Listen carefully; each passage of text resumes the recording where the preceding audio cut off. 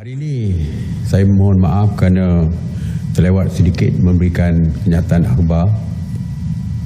Sidang akhbar pada hari ini tidak seperti biasa pukul 2. Kita baru lepas mengadakan mesyuarat bersama-sama dengan Menteri Yang Amat Berhormat, Menteri-Menteri Besar dan juga Ketua-Ketua Menteri bagi kita menyelaraskan pelaksanaan PKP fasa kedua, iaitu supaya dapat diikuti juga oleh negeri-negeri di seluruh negara. Hari esok bermula PKP fasa 2, di mana jika dulu terdapat banyak pelonggaran dan pengecualian untuk fasa 1, maka dengan kita perkenalkan SOP yang baru, ianya akan lebih diperketatkan. Peranan pihak polis, tentera dan sebagainya di dalam memastikan pematuhan PKP ini dipatuhi oleh seluruh rakyat, ianya akan lebih diperketatkan dan tindakan yang lebih tegas akan dilaksanakan.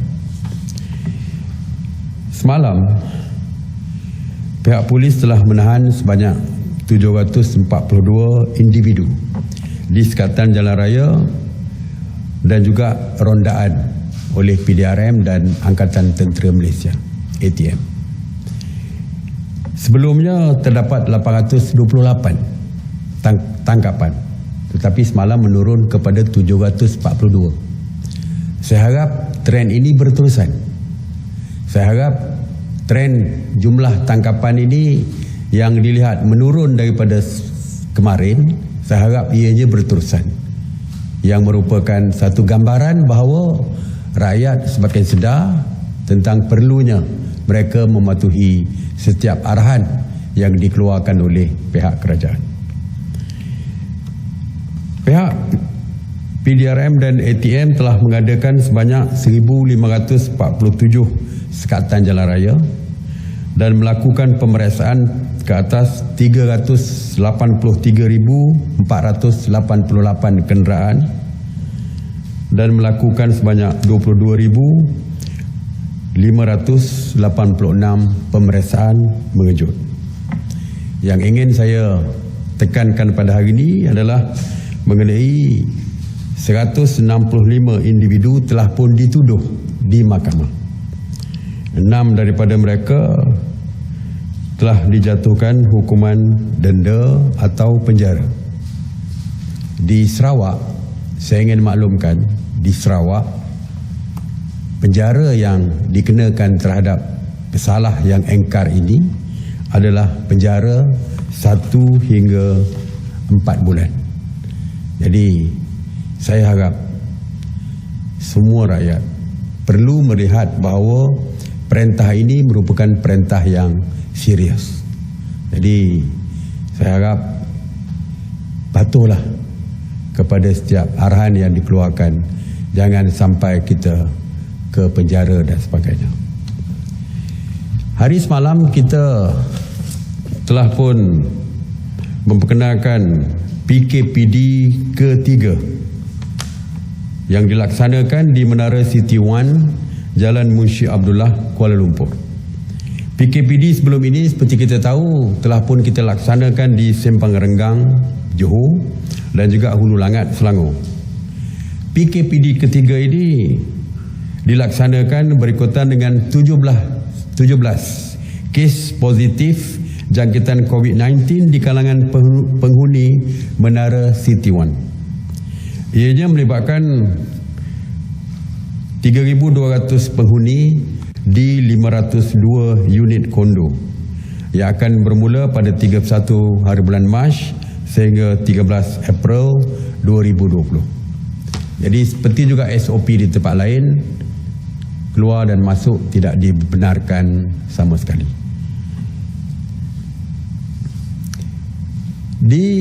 Kita dengar, kita baca di dalam surat khabar dan sebagainya bahawa banyak negara yang bertambah dari segi positif COVID-19 ini adalah hasil ataupun akibat daripada kepulangan rakyat mereka yang berada di luar negara. Kalau kita lihat, walaupun Wuhan di negara China misalnya telah pun dapat mengawal COVID-19 ini dari terus merebak, tetapi dimaklumkan dan difahamkan bahawa apabila rakyat mereka mula pulang ke negara mereka, berlaku semula positif COVID-19 ini. Oleh itu, kita sedar bahawa ramai rakyat kita yang stranded di luar negara ingin pulang ke negara kita. Ada di antaranya kita bawa pulang melalui pesawat yang ditempah khas oleh kerajaan. Walaupun kita menasihatkan rakyat kita yang tinggal di luar negara, seperti pelajar dan sebagainya yang mempunyai tempat tinggal dan sebagainya, supaya kalau boleh tidak perlu pulang dan berada di negara masing-masing kerana mereka mempunyai rumah tempat tinggal sendiri dan sebagainya. Tetapi mungkin ada yang berhasrat untuk pulang. Oleh kerana kita nak menyekat penularan COVID-19 ini berdasarkan melalui rakyat kita yang pulang ke negara kita, maka mesyuarat telah pun membuat ketetapan dan telah pun bersetuju bahawa setiap rakyat kita yang pulang dari luar negara akan dikuarantinkan selama 14 hari di tempat-tempat yang dikhaskan oleh pihak kerajaan. Sesampai saja mereka di lapangan terbang, mereka akan dibawa terus dengan menggunakan bas ke pusat-pusat kuarantin yang disediakan. Sewaktu berada di pusat kuarantin, mereka akan disaring oleh Kementerian Kesihatan untuk melihat status kesihatan mereka, dan dalam masa yang sama juga SOP yang lain yang ditetapkan oleh MKN dan juga KKM perlu dipatuhi oleh semua rakyat kita yang berada di pusat-pusat kuarantin tersebut. Jadi saya menasihatkan kepada kaum keluarga supaya tidak perlu pergi ke lapangan terbang untuk menyambut keluarga mereka yang pulang daripada luar negara, kerana mereka akan terus dibawa daripada airport ke pusat-pusat kuarantin yang telah pun ditetapkan oleh kerajaan. Walaupun seperti kita tahu, di zaman moden ini ibu bapa dan keluarga dan sebagainya masih boleh menghubungi mereka melalui panggilan telefon dan sebagainya. Walaupun mereka terpisah 14 hari di tempat kuarantin, tapi masih boleh dihubungi. Proses nyah cemar seperti yang saya umumkan telah pun mula dilaksanakan. Semalam Kementerian Perumahan dan Kerajaan Tempatan telah melakukan proses nyah cemar di 47 kawasan, iaitu di antaranya 23 adalah zon merah, dan nyah cemar ini serentak di seluruh negara, dan proses nyah cemar ini akan diteruskan. Satu perkara lagi yang menjadi isu adalah terlalu sukar untuk kita mengawal kesesakan di pasar-pasar basah di waktu pagi. Agak sukar untuk mengawal dari segi jarak, penjarakan sosial 1 meter misalnya. Dan seterusnya kita dapati bahawa kesesakan berlaku di pasar-pasar basah pagi ini kerana mungkin kekurangan pilihan tempat membeli produk-produk basah yang lain di pasar-pasar lain. Oleh itu, pihak kementerian telah pun bersetuju supaya Fama mengambil peranan ini untuk mewujudkan pusat jualan baru, iaitu untuk barangan basah, dan Fama akan mewujudkan pusat jualan barangan segar terkawal di 77 lokasi yang iaitu di setiap negeri, dan antara barangannya hanyalah barangan basah semata-mata. Tidak ada lagi, kalau dulu pasar tani ada pakaian, menjual pakaian, menjual makanan dan sebagainya. Kali ini hanya menumpukan kepada pasar barang-barang basah semata-mata seperti ikan, sayur dan sebagainya. Saya ingin umumkan atau maklumkan dari segi cadangan-cadangan outlet yang akan dibuka, iaitu pasar tani terpilih, iaitu 10 tempat, 10 lokasi. Pasar tani kekal, seperti kita tahu ada pasar-pasar tani kekal yang di dalam bangunan dan sebagainya. Pusat operasi Fama ada 17, pasar tani kekal tadi 16, My Farm Outlet ada 3 termasuk di Putrajaya. Kompleks Pertubuhan Peladang Kawasan ada 34 dan kompleks jabatan dan agensi yang bersesuaian.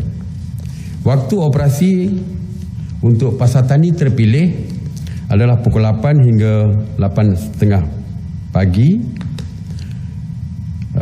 Pukul 8 atau 8.30 pagi hingga pukul 11 ataupun 12 tengah hari, yang beroperasi 2 kali seminggu. Yang keduanya di pusat operasi pasar tani pukul 8, 8.30 pagi hingga pukul 12 tengah hari dan juga sehingga 4 petang setiap hari. Dan seperti saya sebut tadi bahawa SOP-nya adalah SOP yang ketat, iaitu penjarakan sosial akan ditetapkan, gerai-gerai yang berniaga akan dijarakkan supaya tidak timbul kesesakan dan sebagainya. Pintu masuk dan pintu keluar akan dikawal oleh pihak polis dan juga tentera. Jadi tujuan kita, walaupun kita benarkan rakyat kita berbelanja dengan pilihan yang lebih banyak di pasar-pasar basah, masuk pasar tani, tetapi SOP yang ditentukan oleh kerajaan mesti dipatuhi di pasar-pasar tani. Walaupun kita Fama juga akan menjual produk mereka melalui jualan atas talian. Jadi kita juga menggalakkan rakyat kita untuk membeli secara atas talian produk-produk yang dikeluarkan oleh Fama. Seterusnya ialah satu berita baik untuk penyewa-penyewa di Lebuh Raya, penyewa-penyewa gerai di Lebuh Raya. Walaupun tidak banyak kenderaan yang melalui jalur Lebuh Raya, tetapi mereka masih lagi perlu membayar sewa. Oleh itu pihak pengurusan Lebuh Raya Plus, Aneh, Latar, Max, Prolintas, Kesas, Grand Saga dan Grand Sepadu telah pun bersetuju untuk mengecualikan sewa kedai selama 6 bulan kepada penyewa-penyewa kedai di RNR. Dan seterusnya kita sedar bahawa di Sabah dan Sarawak, penghantaran barangan makanan asas adalah agak sukar ke kawasan-kawasan pendalaman. Jadi kita dapat aduan daripada penduduk di Rumah Panjang misalnya. Kadang-kadang tidak dapat dihantar barang keperluan asas kepada mereka. Jadi mesyuarat telah memutuskan dan telah dipersetujui bahawa pihak tentera akan menggunakan aset mereka seperti helikopter dan sebagainya untuk menghantar produk-produk ataupun makanan, bahan-bahan makanan dan juga keperluan asas ke kawasan pendalaman di Sabah dan Sarawak. Jadi rakyat di kawasan pendalaman di Sabah dan Sarawak tidak perlu khawatir kerana kerajaan akan sentiasa memastikan bahawa bekalan makanan dan sebagainya untuk mereka mencukupi. Jadi tuan-tuan dan puan, itu saja yang saya nak sampaikan. Seperti kita tahu, besok PKP yang kedua akan dilaksanakan. Dan ramai yang bertanya, apakah PKP yang kedua ni akan diteruskan menjadi PKP ketiga dan keempat. Adakah bulan puasa nanti PKP dia akan terus dilaksanakan? Bolehkah kita berhari raya dan sebagainya? Atau kita ingin kembali? Saya tahu ramai rakyat yang ingin kembali kepada penghidupan biasa. Tuan-tuan dan perempuan, yang boleh memastikan tidak ada PKP ketiga, PKP keempat, kita boleh berhari raya seperti biasa adalah tuan-tuan dan perempuan sendiri. Jika kita terus mematuhi setiap arahan dan SOP yang dikeluarkan oleh pihak kerajaan, saya percaya perkara tentang ketakutan kita untuk sambungan PKP tersebut akan dapat kita selesaikan. Terima kasih. Assalamualaikum warahmatullahi wabarakatuh.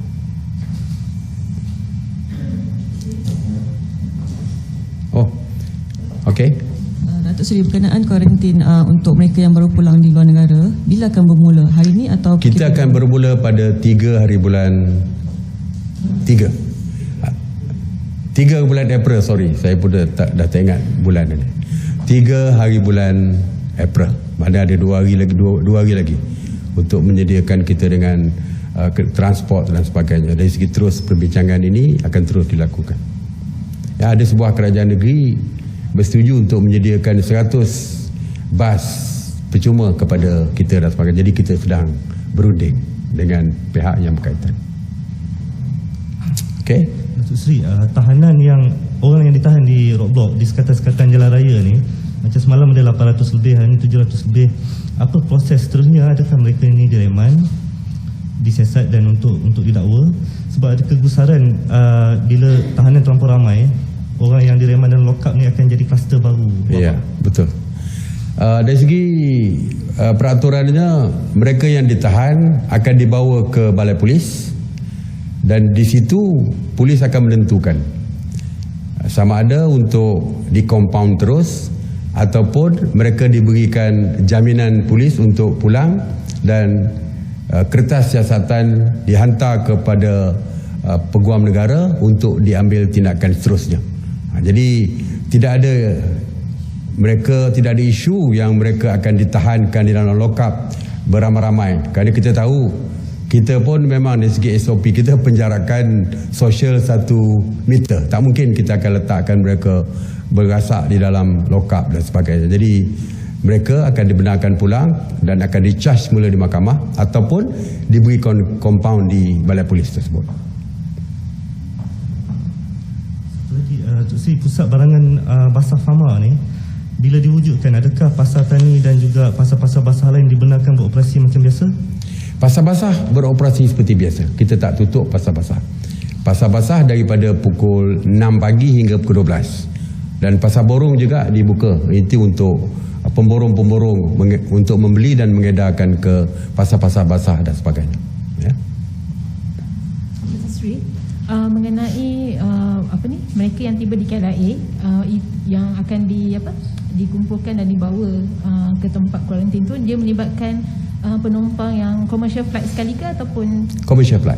Commercial flight. Sesiapa saja yang pulang dari luar negara, sama ada melalui chartered flight kerana rakyat kita yang stranded di luar negara, ataupun mereka yang pulang seperti biasa ya, dengan flight komersial. Jadi mereka itu akan setiap kali rakyat kita tiba di negara kita, kita akan terus bawa ke pusat kuarantin.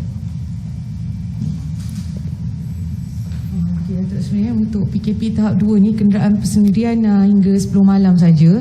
Bagaimana pula dengan petugas mereka yang organisasinya beroperasi sehingga 24 jam seperti petugas media, penyiaran terutamanya? Bagaimanakah pelaksanaan untuk mereka ni keluar bekerja terutama pada waktu malam ataupun time yang lebih daripada 10 malam tu? Kita setakat ni kita lihat secara keseluruhannya shift pukul 8 hingga pukul 9. Jadi sebab itu kita tetapkan sehingga pukul 10 untuk e-hailing dan sebagainya dan juga teksi. Walaupun dalam keadaan kes tertentu kita akan dapatkan secara detail, mungkin ada SOP baru yang akan kita maklumkan. berkenaan PKP yang kedua tu, adakah kerajaan akan mengikut seperti mana Polis Terengganu yang menggunakan sistem penggiliran untuk membenarkan nombor genap dan ganjil berada di atas jalan raya dalam tempoh masa yang tertentu? Dari segi keluar keluar. Ya, itu merupakan satu model yang sangat bagus yang diperkenalkan oleh Kerajaan Terengganu. Tetapi kita akan lihat, sebab mungkin di Terengganu jumlahnya agak kecil, sedangkan di seluruh negara kita jumlahnya begitu besar, terutamanya di Kuala Lumpur dan sebagainya. Jadi kita akan tengok, kita akan kaji berbagai-bagai cadangan sebenarnya yang dikeluarkan, yang telah pun dicadangkan oleh rakyat, masyarakat sebenarnya. Ada yang minta supaya kita celuk jari seperti mengundi, ada yang minta supaya kita pakai kad merah boleh keluar hari Rabu, kad kuning hari Selasa, dan berbagai-bagai lagi. Jadi semua cadangan-cadangan itu adalah cadangan yang boleh kita pertimbangkan. InsyaAllah kita akan tengok secara detail setiap cadangan, dan juga kalau negeri itu dah mempunyai sudah pun melaksanakan, mungkin kita akan teliti dengan cara yang lebih teliti lagi. Last question. Ada aduan orang yang bekerja di masa MCO ni, bila ditahan polis, dia bawa surat pengesahan majikan tapi masih lagi ditahan disebabkan katanya spek ni tak cukup seperti yang diarahkan kerajaan. So kalau boleh Datuk Seri penjelaskan balik sebenarnya dalam surat tu apa yang diperlukan? Sebenarnya surat hanya memerlukan surat kebenaran perjalanan oleh majikan. Itu sudah cukup. Tetapi saya tak tahu apa kes-kes seperti ini, sebab ada kedapatan juga majikan yang tidak dibenarkan beroperasi misalnya. Ya, kilang yang tidak boleh beroperasi kerana MITI mempunyai senarai kilang, katakan 2,000 3,000 lebih kilang. Dan seperti kita tahu, banyak kilang-kilang yang beroperasi sekarang ini sebenarnya tidak termasuk di dalam senarai yang dikeluarkan oleh MITI. Dan itu mungkin mereka mengeluarkan surat berkenaan dan pihak polis mendapati berbeza daripada senarai yang dia ada dengan nama kilang yang ditunjukkan oleh pengguna jalan raya tersebut. Sebab itu kemungkinan itulah antara yang diambil tindakan oleh polis untuk menyekat mereka. Sebab surat very simple. As long as ada surat kebenaran perjalanan oleh majikan, maka mereka boleh dilepaskan oleh pihak polis untuk meneruskan perjalanan. Terima kasih. Assalamualaikum warahmatullahi wabarakatuh.